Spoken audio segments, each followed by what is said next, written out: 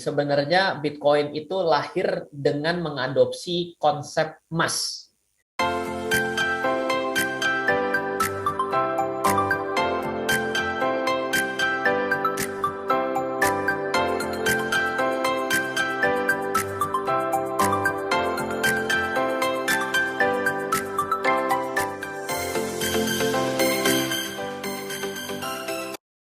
Dan kita kembali akan mengajak Anda untuk diskusi singkat bersama dengan Mr. Deadpool hari ini. Ya. Saya salut loh, beliau ini punya satu komitmen ya terhadap dress code yang digunakan sama beliau. Dan ternyata beliau ini hari ini menggunakan tokoh Deadpool ya, Mas Ryan ya? Iya, ini batik Deadpool, batik series Deadpool. Siap. Mendingan buka toko online deh. Oh gitu ya? Iya, sekali-sekali. Enggak, ini sudah saya NFT-kan semua. Jadi lama-lama Filbert everyday ya ntar ya. Filbert everyday, siap. Mas Ryan, thank you waktunya. Mas, kita bahas masalah emas versus Bitcoin, Mas. Benarkah emas dan juga Bitcoin punya kesamaan? Mungkin ini singkat sih, 2 menit sesi pertama ini. Kita ambil gambaran besarnya dulu. Give me some big picture, please, Mas Ryan. Karena cuma 2 menit jawab iya ada kesamaan. Boleh nggak? Gitu doang nggak boleh ya? Udah selesai nih ya? Iklan dong. Oke, siap. Gimana Mas Ryan? Baik, oke, buat seluruh smart listeners yang mungkin ada yang nggak mengikuti. Sebenarnya Bitcoin itu lahir dengan mengadopsi konsep emas. Oke. Jadi kalau mungkin Anda tidak tahu, Bitcoin ketika lahir di tahun 2008 oleh entah sekelompok atau seseorang bernama Satoshi, di mana Satoshi ini membuatkan sebuah proposalnya tertulis dengan jelas, dan ketika kita baca, sebenarnya apa yang dilakukan secara syarat-syarat dasar itu seperti emas. Satu, Bitcoin itu untuk didapatkan oleh kita semua itu perlu ditambang. Lalu Bitcoin itu juga menjadi sesuatu yang sifatnya jumlahnya tetap, yaitu 21 juta Bitcoin. Lalu juga tidak bisa dipalsukan. Sampai hari ini kan tidak ada ya emas yang bisa dipalsukan. Kecuali menyerupai secara berat jenis, namanya adalah tungsten. Makanya dulu ada emas palsu, bagian dalamnya apa, luarnya emas murni. Tapi ketika nanti dibelah baru ketahuan. Jadi betul bahwa Bitcoin itu sebenarnya meniru daripada emas yang ada di dunia seperti itu. Oke, baik. Ini baru big picture sesi pertama ya. Memang secara kesamaan ya punya gitu, karena Bitcoin adopsi dari konsep emas itu sendiri. Tapi di antara dua pilihan ini kan setidaknya harus menentukan satu yang terbaik. Nah, apa dan bagaimana kendalanya nanti kita akan bahas ya, emas versus Bitcoin. Ini bukan diadu ya. Jadi kalau diadu layaknya di ring oktagon dong. Deadpool yang menang. Oke, baik. Terima kasih, Smart Listener, Anda masih bersama kami dalam program Smart Market Insight bersama dengan Mas Ryan Filbert. Dan hari ini memang kita lagi fokus dihadapkan terhadap dua pilihan ya. Walaupun ini pasti ada plus minusnya di antara keduanya, tapi sebutlah ini bagian dari sebuah edukasi kita untuk paham lebih banyak tentang investasi. Emas versus Bitcoin. Di awal tadi Mas Ryan mengatakan Bitcoin ini adopsi dari konsep emas. Tapi apakah mungkin emas ini di zaman sekarang, Mas Ryan, bisa mengungguli popularitas dari Bitcoin? Dan apakah mungkin sebaliknya, Mas Ryan? Wah, ini pertanyaannya menarik gitu ya. Apakah bisa sebuah brand baru dalam 10 tahun terakhir jauh lebih terkenal dan jauh lebih untung dibandingkan brand yang sudah 1 abad? Nah, ayo, dari Mas Ryan nanya, saya nanya balik. Kalau menurut saya mungkin.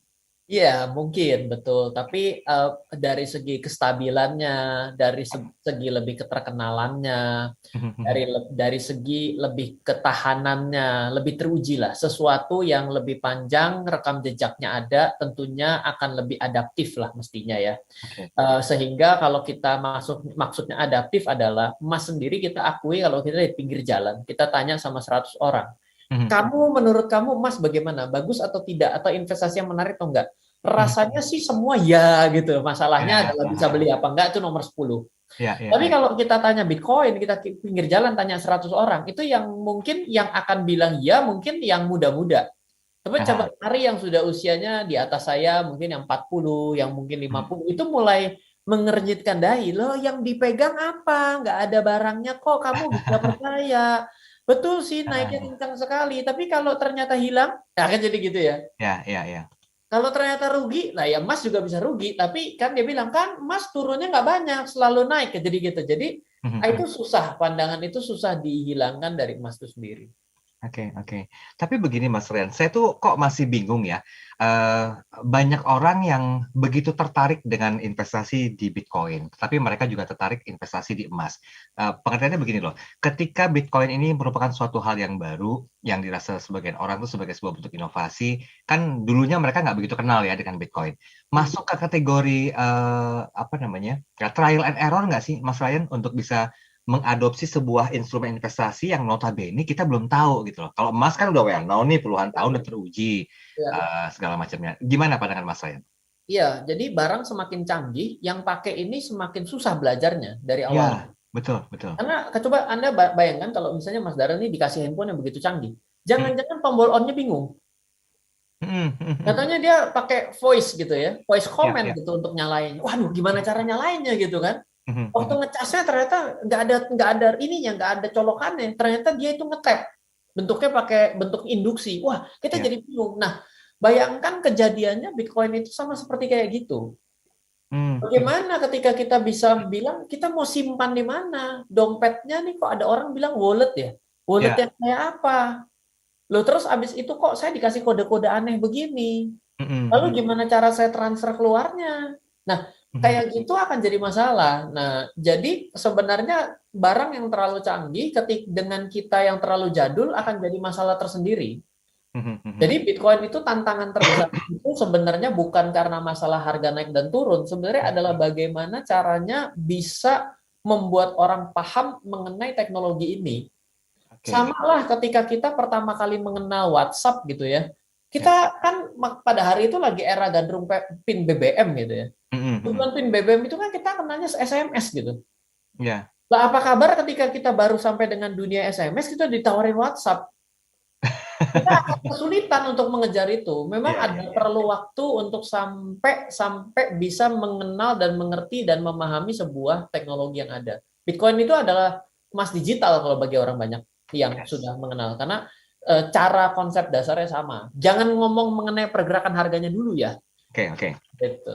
Oke, kita boleh singgung nggak nih waktu 5 menit tersisa untuk konsep dasarnya gimana Mas Ren? Karena ini menarik nih kalau kita bicara masalah konsep dasar, cuman medianya aja yang berbeda ya, guys. Satu lagi emas digital, yang satu lagi emas yang dalam bentuk fisik bisa dipegang gitu loh. Iya, jadi kalau misalnya kesamaan konsepnya gini, ketika kita mau beli emas gitu, kalau kita mau memiliki emas bukan beli emas, kalau kita Mhm. mau memiliki emas itu kan pilihannya itu cuma dua ya, Ya, yaitu adalah cari orang yang sudah punya, yes. atau kita cari melalui toko emas, Mhm. atau kita nambang emas. Hmm. Nah, sekarang ke Ya, Bitcoin ya. itu sama. Ketika kita mau punya Bitcoin, adalah kita cari orang yang punya Bitcoin, Mas Dari punya Bitcoin, transfer ke saya dong, saya bayarin. Atau Mhm. kita cari tempat pertukaran Bitcoin yang namanya adalah changer. Jadi seperti Aha. exchange money changer, tapi di sini disebut dengan crypto exchange. Ya Mhm. kalau nggak mau kayak gitu ya nambang. Nambang Mhm. Bitcoin sehingga kita bisa mendapatkan Bitcoin. Nah, setelah kita memiliki barang ini, kita mau simpan di mana? Nah, simpannya itulah ada disebut sebagai dompet Bitcoin. Sama Mhm. ketika kita sudah punya emas, kita mesti taruh di mana? Ya, terserah kamu mau taruh di laci, itu namanya kan tempat safekeeping. Mau Ya. taruh di brankas, ya safekeeping juga. Mau Hmm. taruh di bawah bantal, safekeeping juga. Atau mau ditelan tiap hari, boleh juga. Begitu. Telan keluar, cukup. Ampun, dan ini Mr. Deadpool nih ya hari ini ya. Nggak tahu kenapa nih tadi. Deadpool kan rada nakal gitu toh. Itu dia makanya. Besok di dress code jangan yang beginian deh. Saya jadi terkontaminasi loh ini sebenarnya. Tapi apakah ini pilihan yang tepat, Mas? Ketika mungkin para investor yang bisa dibilang mereka udah nyaman dengan emas, tiba-tiba hadirlah Bitcoin ya. Ini kita sedikit menelisik ke sejarah lahirnya Bitcoin ya. Kan perlu adaptasi ya, Mas Ryan ya. Berapa lama idealnya Mas Ryan untuk bisa menjadikan Bitcoin ini yang notabene-nya sebagai sebuah apa momentum era digital itu bersanding akrab lah dengan emas yang konvensional? Nah, ini pertanyaannya menarik ya. Saya akan jawab dalam beberapa hal. Yang pertama, pengakuan Bitcoin ini sekarang sudah sampai kepada market Wall Street loh. Wall Street di Iya. tahun 2021 apa 20 ya, lupa nih. Itu sudah sudah listing di sana untuk Bitcoin sendiri dalam bentuk futures-nya gitu ya. Ya, ya. Sehingga ini tidak secara langsung diakui keberadaannya di dunia. Barang yang sudah masuk Wall Street ini barang yang baru disebut sebagai diakui secara dunia, kan kita bisa bilang begitu dong dalam dunia investasi ya. Nah, ini adalah pengakuannya berapa lama tuh? Ya 2008 menuju 2022 saja berarti 14 tahun. 14 tahun. Gitu. Tapi kalau dibilang apakah ini menjadi sesuatu yang sudah stabil harganya? Tidak. Harga Bitcoin itu masih memiliki gaya untuk naik dan turun dengan cepat. Karena tidak ada regulator yang bisa mengontrol barang ini. Tapi sebenarnya sama, emas juga tidak bisa. Tapi karena emas itu sudah cukup well known, sehingga kestabilannya secara tidak langsung karena menjadi sesuatu yang bisa menjadi alat jaminan, itu jadi agak sedikit beda. Tapi ini kecepatan Bitcoin ini cepat sekali kok. Kalau kita tidak mau ngambil Bitcoin-nya nggak apa-apa, tapi paham teknologinya. Tidak perlu Anda bilang, oh saya nggak mau investasi Bitcoin, nggak apa-apa. Tapi Anda perlu paham deh, teknologi blockchain ini sebenarnya nanti ada banyak hal yang akan berdiri dengan blockchain ini. Satu, mungkin metaverse, dunia awang-awang yang menjadi tempat bertemu kita. Lalu bisa jadi menjadi Web 3.0 adalah tidak lagi data center, ada namanya data center menyimpan data kita, tapi kita menyimpan data kita sendiri. Kenapa itu ada? Itu adalah karena adanya blockchain. Gitu. Jadi ada banyak sekali pengembangan-pengembangan. Mungkin nanti kita ketika pemilu kita tidak lagi voting dengan sudut pandang yang umum, tapi menggunakan vote by blockchain. Itu adalah penerapan yang muncul.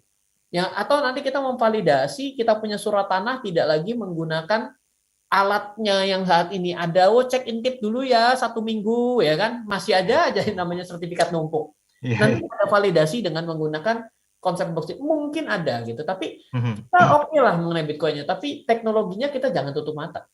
Ya, itu dia ya. Dan siapa tahu juga mungkin ke depan emas pun akan mengalami evolusi yang sama dengan Bitcoin yang saat ini ya, Mas Ryan ya. Gini, emas itu kan sebenarnya secara tidak langsung menjadi pecahan yang tidak terjangkau dan mahal bila harus difisikkan. Yes. Nah, ini kan emas sudah mulai bergeser dengan fractional ya. Nah, nanti fractional ini akan dibikin menjadi fractional decentralized, yaitu akan menjadi back one by one, jadi 1:1. Nah, itu akhirnya jadi emas berbasis Bitcoin sudah banyak yang mulai mendevelop ke sana gitu. Waduh. Jadi tidak stable token tapi menjadi stable gold, misal gitu ya. Wah, jadi itu ya. Ya, itu masih ada. Siap-siap. Deadpool Avatar, kita break sebentar ya, Deadpool ya. Kita sambung lagi. Ini kenapa saya panggil Deadpool, karena beliau sekarang lagi pakai batik, dress code-nya tuh tokoh ya bilangnya, tokoh Deadpool. Iya, karakter. Karakter. Enggak, tenang, saya nggak minta Mas Ryan untuk putar balik badan, enggak. Bersama dengan Mas Ryan Filbert, emas versus Bitcoin. Benarkah emas dan Bitcoin punya kesamaan secara DNA? Mungkin ya.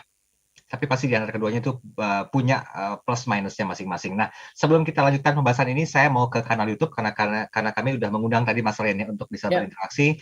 Dan bagi Anda Smart Listeners yang juga ingin berinteraksi di WhatsApp, kami buka WhatsApp di 0812 11 12 959, dan kami juga menggunakan akun Facebook untuk live di akun Facebook Smart FM. Yang pertama dari ini Kebunola. Mas Ryan Filbert izin bertanya, Bitcoin tidak terlihat sementara emas tidak terlihat. Keduanya bisa sama-sama dicairkan. Emas bahkan lebih bisa dikontrol ketimbang Bitcoin. Tapi kebanyakan orang saat ini tergila-gila pada Bitcoin. Apakah ini artinya saat ini orang tidak mau lagi terpatok oleh instrumen yang terpola, Mas Ryan? Silakan. Mungkin tadi adalah emas itu ada kelihatan, Bitcoin itu mungkin tidak gitu ya, tapi maksud saya begini ya, karakteristik emas ini adalah multifungsi, bukan hanya menjadi alat investasi, dan juga mungkin paling jauh menjadi alat tukar gitu ya, karena di beberapa negara masih menginginkan emas menjadi alat tukar gitu ya, seperti dan dirham ya. Nah, tapi kalau kita berbicara lebih jauh bahwa banyakkan orang itu membeli emas kepentingannya untuk apa? Kalau misalnya sekarang mungkin menjadi perhiasan, yes. Tapi juga kalau orang-orang yang membeli emas itu dengan tujuan investasi, sebenarnya boleh dibilang orang itu sebenarnya kurang peduli dengan emasnya. Yang dia pedulikan itu adalah naik turunnya harga sebenarnya.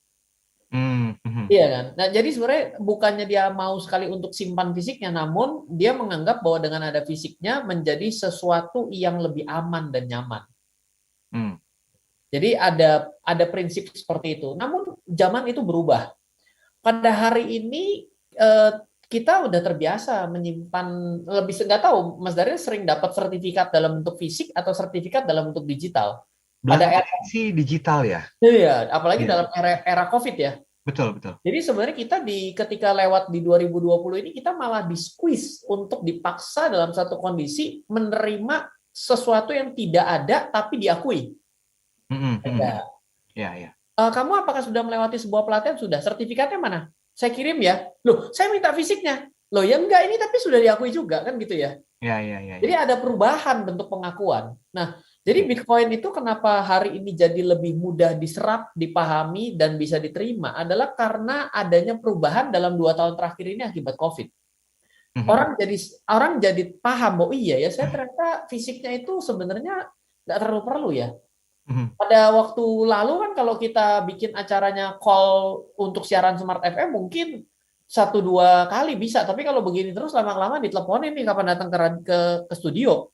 Ya, Tapi ini sudah 2 tahun nggak pernah datang ke studio saya gitu. Nah, diakui gitu. Jadi memang ada perubahan cara kita memandang suatu hal yang ada padahal tidak langsung gitu. Jadi ada perubahan paradigma yang sangat signifikan dalam 2 tahun terakhir ini.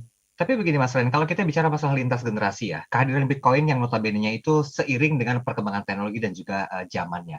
Gimana caranya memberikan sebuah literasi Mas Ren agar taruhlah dua-duanya yang instrumen-instrumen kelas raksasa ini tuh mampu juga menyeimbangkan ekosistemnya. Tidak hanya mungkin Bitcoin saja yang dikuasai oleh para generasi-generasi milenial, Gen Z, or whatever you name it lah. Tetapi bisa juga kok untuk generasi yang mungkin era 80-an, 70-an. Ini juga mereka punya interest yang sangat tinggi. Nah, itu bentuk edukasinya bagaimana Mas Ryan? Ini agak repot. Kenapa? Karena bagi yang dalam era-era 70-an gitu ya, 60-an mungkin bahkan, ini masalahnya adalah bahkan untuk yang namanya internet banking pun mereka masih ragu untuk pakai. Yes, betul, betul. Ya, dan ketika ini baru mau belajar internet banking, sudah ada mobile banking. Begitu ada mobile banking, ada tarik tunai tanpa kartu ATM. Begitu tarik tunai tanpa kartu ATM, ada e-money. Di atas e-money ada QR, QRIS. Wah, langsung mau jatuh dari tangga karena terlalu quantum leap nih buat sampai gitu. Itu terjadi di dalam keluarga saya, seperti paman saya gitu. Dia berusaha untuk mengenal Bitcoin itu struggling sekali. Kenapa? Karena scan QRIS aja bingung. Nah, jadi ini memang menjadi tantangan. Kembali lagi pada akhirnya memang teknologi agak sulit untuk bisa sampai, tergantung niat, tergantung kita ini mau membuka diri sebenarnya.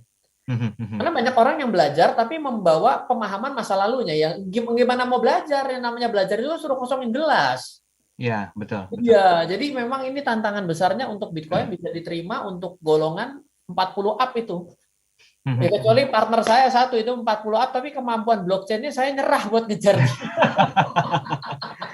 Sesekali kita ajak ngobrol dong jadi tamu kita hari ini. Oh siap, oke, pasti jadi pertemuan berikutnya ya.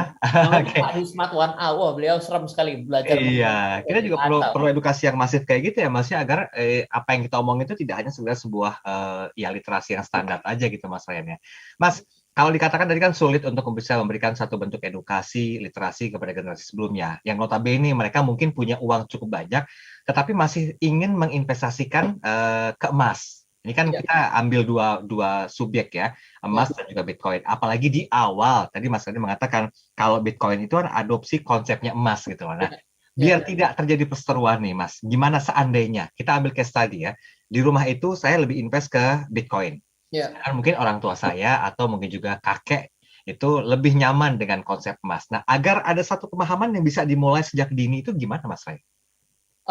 Kalau prosesnya sebenarnya begini, kita perlu tahu bahwa ketika kita mengajak orang berinvestasi atau mengenal suatu instrumen investasi, lucunya adalah ketika orang itu mengenal, harganya bisa turun. Oke. Jadi membuat dia sudah belajarnya susah, ragu, kejadian pula yang dia khawatirkan itu turun gitu ya. Akhirnya jadi tambah resisten gitu. Jadi biasanya sih saya ceritakan begini. Bitcoin ini tanpa bermaksud bilang bahwa Bitcoin itu ya investasi yang menarik ya, tapi nyatanya adalah buat 5 atau 10 tahun terakhir tidak ada satupun instrumen investasi yang di hold lama lebih daripada 3 tahun itu mengalahkan kinerja Bitcoin kecuali saham Tesla. Yang lain itu kalah, underperform semua. Nah, jadi kalau kita melihat kayak gini, underperformnya berapa? Ya 1/10 lah. Serem kali. Saya kepingin loh, iya, tapi itu masa lalu. Who knows? Kalau masa depan nggak ada yang tahu. Ternyata 10 tahun kemudian ternyata Bitcoin nggak pernah lebih baik kinerjanya dan malah lebih jelek, kan kita juga nggak tahu. Ya. Jadi pertama adalah belajar, tapi tidak gaptek, nggak apa-apa. Tapi juga yang kedua adalah kalau memang kita tidak bisa mengejar, ya kita sisakan untuk generasi selanjutnya lah. Misalnya untuk kepada anaknya, coba kamu mulai, coba pelajari. Nanti kita coba sharing lah ya. Nah, tapi dengan nilai persentase investasi jangan karena kita tahu bahwa Bitcoin itu bisa melipat gandakan aset 1 menjadi 10, kita taruh uang kita 100 biar jadi 10. Ya harusnya uang 100% kita tahu kalau Bitcoin itu bisa 1 jadi 10, ya 10% saja. Saya punya 100 juta. Saya tahu bahwa Bitcoin pernah melipat gandakan uang orang 1 jadi 10. Saya taruh 100 juta, 100 jutanya padahal saya ini takut. Saya ini orang investor emas sejati. Loh, itu namanya ngawur. Itu namanya pengaturan keuangan dan investasinya nggak benar. Itu seperti penjudi. Itu yang tidak boleh sebenarnya dalam melakukan portofolio manajemen. Manajemen portofolio seperti itu. Baik. Mas, izin ke WhatsApp ya, Mas? Ya. Sebentar, tadi saya sudah lihat ada mana nih. Oh, Ibu Sari. Kalau Ibu Sari bilang begini katanya, Mas Ryan, saya mohon izin untuk bisa diurutkan instrumen investasi yang masuk dalam 5 besar yang menjadi pilihan Ryan. Apakah properti atau emas atau apa? Atau yang lainnya? Mohon sarannya, 1 sampai dengan 5. 5 besar teraman, 5 besar tercepat untungnya, 5 besar tertinggi resikonya, 5 besar. Holistik, Mas, holistik.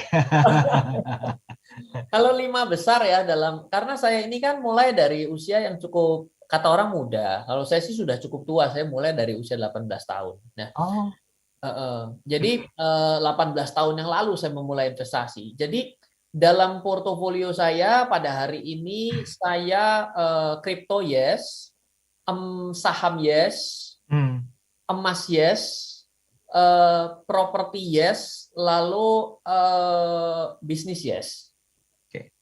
Karena menurut saya bisnis adalah investasi, gitu ya.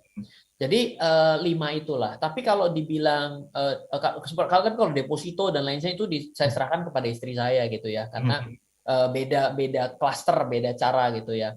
Jadi itu tergantung sebenarnya 5 besar dalam sudut pandang apa gitu. Tapi yang tadi saya sebutkan satu dengan yang lainnya pasti memiliki keunggulan dan kelemahan. Misalnya properti itu keunggulannya dia kendaraannya menarik, beda kayak emas. Kalau properti itu tidur harganya naik, tidur duitnya datang karena dapat sewa. Nah, tapi kalau trade off-nya adalah dijualnya susah. Kecuali harganya plus harga dirinya di diskon 70%, gampang dijual. Ya, waktu kita itu ditawar 70% itu bukan harganya yang lagi ditawar, harga diri kita. Kurang ajar kamu ya, kamu jelek kan gitu ya, harga diri. Ataupun juga bicara mengenai emas, kelemahannya itu adalah tidak memberikan apa-apa selain dijual. Jadi harus capital gain. Tapi emas itu adalah investasi yang boleh dibilang sangat panjang rekam jejaknya, tidak ada inflasi di sana, dan tapi emas itu keunggulannya juga gampang sekali dijual. At any time, at anywhere, at any place, apalagi emasnya jelas standarnya, bisa dijual. Nah, kalau saham ya pasti beda-beda, satu dengan yang lain itu punya karakteristik yang berbeda. Oke, baik. Nanti mungkin ini semua bisa disampaikan lewat sebuah buku ya? Tidak ada. Oh, entar dulu. Dulu kita. Kalau ngomongin buku langsung udah ada. Nanti berikut Mas Ryan, sabar ya. Anda jangan kemana-mana. Saya akan segera kembali bersama dengan Mr. Deadpool. Tetap bersama kami. Anda masih bersama kami dalam program Smart Market Insight. Sudah sampai di sesi yang terakhir. Kita bicara masalah Bitcoin versus emas ya. Ini sebenarnya penjabarannya bisa kemana-mana sih. Karena 2 instrumen investasi ini, yang pertama itu lagi happening-nya banget. Yang kedua ya memang long lasting gitu ya, antara emas dan juga Bitcoin. Nah, kedua-duanya ini alangkah bagusnya kalau bisa selaras gitu loh. Tapi kan waktu sejam ini nggak cukup ya Mas Ryan ya untuk memberikan satu bentuk edukasi, literasi kepada smart business. Nah, mungkin ada senyum tuh. Nih, saya mau masuk teasing masalah buku nih.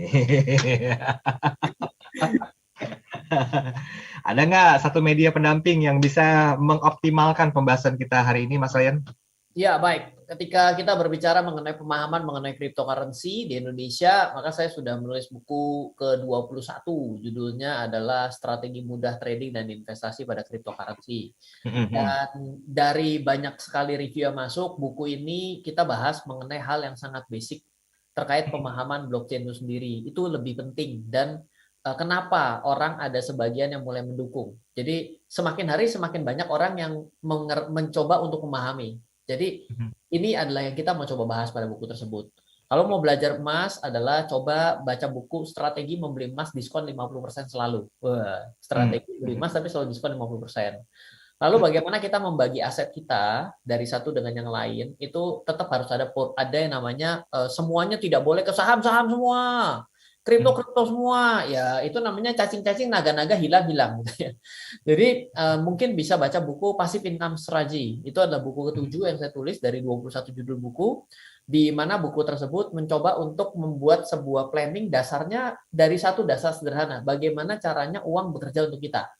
Ini seperti iklan-iklan MLM nih. Nah, ini bagaimana cara merealisasikan versi iklan MLM tanpa ikut MLM sebenarnya. Meskipun di dalamnya ada satu bagian kita bahas mengenai MLM sih, seperti itu. Yes. Tapi itu nggak di-endorse MLM, tenang aja. Ini salah paham terus. Ya udah nggak usah emosi sih, nggak pantas Mas Ren emosi itu. Tapi gini Mas, kalau diurutkan, kira-kira yang ini kita berandai-andai ya, ketika mungkin kita punya rezeki yang berlebih dikasih sama Yang Maha Kuasa, yang sebaiknya dilakukan untuk berinvestasi itu apa? Antara Bitcoin, emas, atau ada yang lain? Urutannya itu gimana yang bagusnya? Saya berinvestasi emas itu sebenarnya sebagai hedging ya, sebagai lindung nilai. Oh, lindung nilai. Walaupun bentuk dari konsep dasar emas dan Bitcoin ini sama, saya mengambil sudut pandang berbeda dari kedua ini. Tidak bisa disamaratakan. Jadi seperti bayangan orang tuh kalau emas naik, Bitcoin naik, kalau emas turun, Bitcoin turun, itu nggak bisa. Kenapa? Karena emas itu pada akhirnya pernah menjadi alat tukar standar yang digunakan oleh banyak orang. Betul. Karena akibat dari uang kertas yang dijamin dengan emas. Sebelum tahun 1970 dengan adanya perjanjian Bretton Woods itu dilakukan seperti itu. Jadi pemahaman orang totally different soal emas, itu nggak bisa diganggu gugat. Tidak bisa digantikan dengan Bitcoin dalam waktu singkat. Nah, saya melihat emas sebagai alat lindung nilai, artinya semakin terjadinya kekhawatiran terkait contohnya Rusia Ukraina yang kemarin baru kembali tiba-tiba mau damai, enggak deh, ayo kita gelut loh, itu jadi gimana ya, tadi mau damai tiba-tiba mau gelut lagi gitu ya, pasti naik. Dan terbukti hari ini emas 1970 bos gitu ya, jadi itulah lindung nilai. Sedangkan kalau Bitcoin itu dan teman-temannya, saya gunakan ini sebagai money booster. Nah, saya melihat adanya exponential return dalam beberapa tahun terakhir dan pasarnya menjadi jauh lebih mapan, membuat ini cukup menarik untuk kita setidak-tidaknya join untuk paham mengenai ini tuh makanan apa. Tidak perlu Anda investasikan seluruh darah dan air mata Anda ke sini, tapi ya setidaknya mengenal dan memiliki sedikit portofolio tidak terlalu salah. Seperti itu. Yes. Berarti udah nggak perlu antigen sama PCR lagi ya? Kan udah ada booster tadi. Oh iya benar. Ya, kan? Aman kan? Kita ke WhatsApp ya Mas Ryan ya. Ini mana tadi? Oke. Ini sudah ada Lita. Kalau Mbak Lita di Jakarta Utara bilang begini katanya. Mas Ryan mohon edukasinya, apa bedanya antara investasi emas yang fisik, menabung emas, atau reksadana emas ya kalau tidak salah dalam tanda kurung. Oke. Reksadana emas saya mesti belajar lagi nih. Setahu saya di Indonesia reksadana emas nggak ada. Tapi kalau menabung emas itu sebenarnya adalah membeli emas secara pecahan. Jadi logikanya ada seorang pedagang emas yang siapapun yang mau membeli emas karena dia punya keterbatasan untuk membeli dengan satuan tertentu, si orang yang pedagang emas ini memberikan buku tabungan. Ya, kamu minta berapa? Oh, kamu minta 50.000. Ya udah 50.000 kamu saya catat dengan nilai sekian gram ya. Nih, saya taruh di buku tabunganmu. Dia sudah punya backup nih emas di belakangnya. Sebagai jaminan atas yang dia berani pecahkan kepada banyak orang. Tapi bentuknya buku, bukan dalam bentuk emas. Ketika kita sudah mencukupi 100 gram, silakan mau dijadikan emas fisik boleh, artinya bayar ongkos cetaknya. Atau kalau tidak tetap saja dalam bentuk buku tabungan. Kalau reksadana emas itu adalah seorang fund manager, manajer investasi beli emas dulu sebagai backup. Oke. Dijadikanlah sebuah paper asset. Paper assetnya inilah yang dibeli oleh banyak orang. Nah, konsep kayak begini bentuknya ETF namanya. Itu di Amerika umum. Misalnya kodenya GLD ya, atau IAU itu adalah produk reksadana ETF di emas di Amerika. Kalau di Indonesia kayaknya yang populer itu adalah fractional gold. Yang tadi saya cerita itu namanya adalah membeli tabungan emas seperti itu. Agak beda tapi kalau orang lihatnya mirip aja, iya sih mirip aja. Ujungnya harga turun emas kalau turun terus dibeli nyonyor aja gitu ya. Beda dasar belakangnya gitu. Ya. Satu lagi nih Mas, dari Pak Zulham ya di TBC Matupang. Kalau Pak Zulham bilang begini katanya, saya sih lebih tertarik untuk investasi di bidang emas ya, Mas Ryan ya, karena memang ini sudah bagian dari investasi turun-temurun. Tetapi orang tua saya masih kekeh untuk investasi emas perhiasan. Nah, apakah mungkin nilai jualnya atau valuasinya ini akan sama dengan investasi emas batangan, Mas Ryan? Mengingat cukup lumayan banyak emas perhiasan yang sampai dengan saat ini masih terus disimpan dengan alasan sebagai sebuah bentuk investasi dari orang tua saya. Silakan. Ini namanya adalah investasi multifungsi. Sama kayak orang beli rumah ditinggalin, itu ya investasi multifungsi juga gitu ya. Dinikmati dipakai ya dan ada kenaikan harga. Emas yang dipakai itu ya sebagai emas perhiasan yang multifungsi. Jadi ada satu kelemahannya apa? Sebenarnya kita suka atau tidak, mungkin hari ini sudah ada penggunaan emas perhiasan tapi 24 karat ya. Sorry, nggak boleh kadar ya. Kadar 100% gitu ya. Tapi kalau misalnya kita tahu bahwa sebenarnya emas itu biasanya kalau apalagi buat ngikat berlian itu pasti nggak mungkin kadarnya kadar murni, yaitu mungkin 75 biasanya untuk mengikat gitu ya, karena terlalu lembek. Nah, jadi itu yang jadi masalahnya adalah campurannya itu kadang-kadang coba deh, kalau kita mau jual yang perhiasan, suratnya mana? Lalu bisa juga, kalau ini mesti kembali lagi ke sini. Ada juga toko emas yang nggak mau terima. Kalau terima harganya jauh di bawah harga pada saat itu. Nah, ini jadi banyak bisnis case-nya di sana. Misalnya, ternyata campurannya bohong. Tidak sesuai dengan kadar yang seharusnya. Nah, itu yang jadi masalah mengenai perhiasan secara nggak langsung sadar dan tidak, harganya itu tidak standar-standar banget, tapi ada standar dikurangin diskon gitu loh. Jadi artinya ya bagus sih daripada nggak punya investasi kan begitu ya. Tapi kalau the real investment adalah gold bar. Oh, batangan ya.